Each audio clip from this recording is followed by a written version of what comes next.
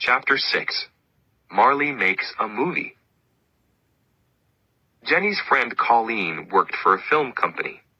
One day, Colleen called Jenny. "My company is making a film about a family in Florida," she said. "They want pictures of a family home. Can I come and take some pictures of your house?" Colleen came and took photos of our home and the children, and of Marley too. She showed them to her boss, Bob Goss. Some days later, Jenny called me at work. "Bob Goss is making a movie about a family with a dog," she said excitedly. "So he's looking for a dog, a big family dog. He saw Colleen's photos and he's interested in Marley." "Really?" I said. "You mean Marley? Our Marley?" The next day, Colleen came to our house and took Marley to her boss. 2 hours later, she brought him back again. "Marley was great," she said. "Everybody loved him." Some days later, the company started filming. "Bring Marley to the Gulfstream Hotel at 9 o'clock, Bob Goss told us. We put the children and Marley into the car and drove to the hotel. A lot of people stood outside. The police were there too. One of the policemen looked inside the car. He saw Jenny, 2 small children, and a large dog. "You can't come this way," he said. "You have to turn back." "But we're with the film company," I said. "Our dog is in the movie." "Really?" the police officer said. Then he looked at a paper in his hand. "You have the dog?" Marley's name was on the paper. "I have the dog," I said. "Marley the dog." "Oh," said the policeman. He turned to another policeman and shouted, "He has the dog! Marley the dog!" Then he turned to us again. "You can come in," he said. I felt very important. Marley was famous. "Cut! Cut! Cut!" shouted Bob Goss. At the end of the day, we took Marley home. "Marley," I said sadly, "you're not going to be famous." But the next day, the film company called again. "Please bring Marley back here," they said. When we got back to the hotel, Bob Goss said, "On film, Marley was great."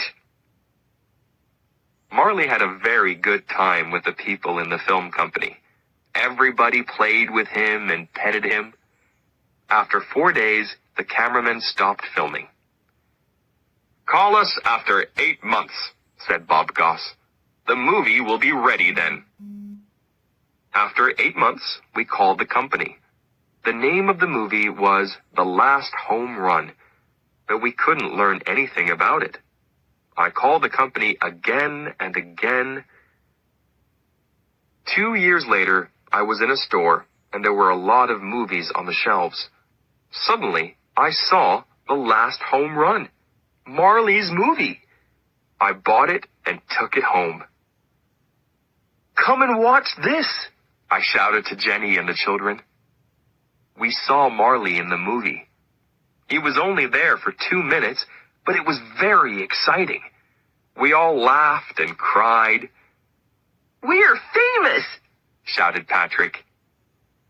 Marley's name came at the end of the film. In big letters, it said, Marley the dog. Sometime later, we said goodbye to our home in West Palm Beach. The place got more and more dangerous, and our house was too small for 2 children and a large dog. So we moved to a bigger house in another city, Boca Raton. A lot of rich people lived in Boca Raton. They had expensive cars, big houses, and beautiful clothes. There were many good things about our new house. Near the house was a small park, but best of all, It had a pool. We all loved the pool, but Marley loved it most. He jumped in with me and climbed on me. But there was a problem with the garage in our new house. It had no windows, and it got very hot in summer. So we couldn't put Marley in it when there was a thunderstorm. I took Patrick and Connor to the pet store, and we bought a strong cage for Marley. We put it next to the washing machine. I put some food in the cage. "Come here, Marley," I called. Marley went inside, and I closed the door of the cage after him.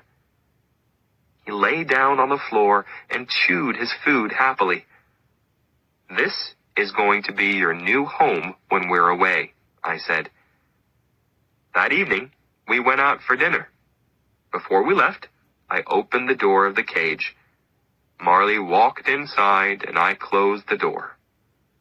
"Be a good boy, Marley," I said. We had dinner in a restaurant, then we went for a walk.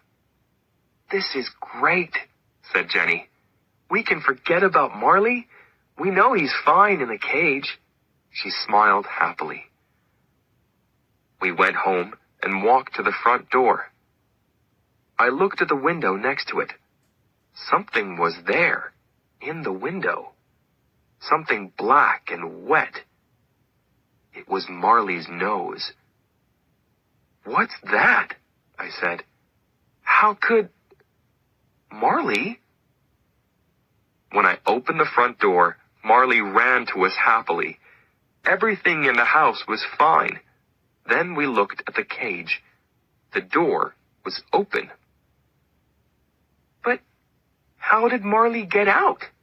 asked Jenny. "He opened the door from inside," I said. "He's smart, and he's very strong." Day after day, when we left the house, we put Marley into the cage. When we came home, sometimes he was there. Sometimes he was at the window. We tried to make the cage stronger, but Marley was stronger than the cage. When he wanted to get out, he pushed the door open.